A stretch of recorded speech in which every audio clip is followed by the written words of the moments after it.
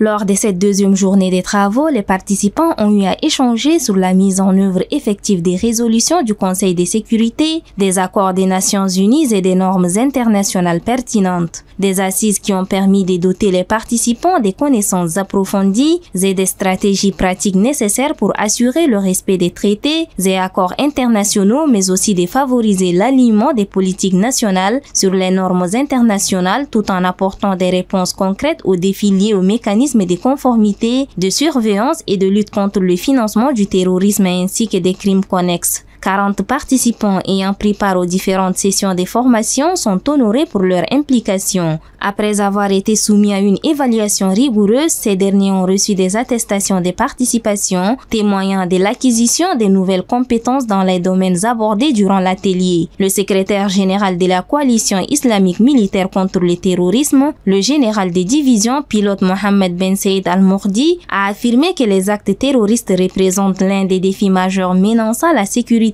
et la stabilité des sociétés. C'est dans ce contexte, a-t-il précisé, qu'a été créée l'Alliance militaire islamique avec une vision de coordonner les efforts internationaux de lutte contre le terrorisme, d'unifier les rangs des pays membres et de renforcer leurs capacités. Cette stratégie s'articule autour de 4 axes principaux, à savoir la coopération, l'action militaire, le renforcement des capacités et la lutte idéologique. Présidant la cérémonie, le commandant en chef de l'armée et deuxième vice-président, le général Yamargui B. Félix s'est exprimé. Nous, militaires tchadiens, étions engagés dans la lutte contre le terrorisme au Sahel et dans le bassin du lac Tchad, sans toutefois chercher à nous questionner sur les sources de ces financements, de ces phénomènes qui fait mal à tout le monde. Ce programme initié par le Royaume d'Arabie Saoudite s'inscrit dans une série d'initiatives visant à renforcer la résilience des États membres face à l'extrémisme violent. Un nouveau chapitre s'ouvre, plaçant la coopération sécuritaire au cœur des priorités régionales.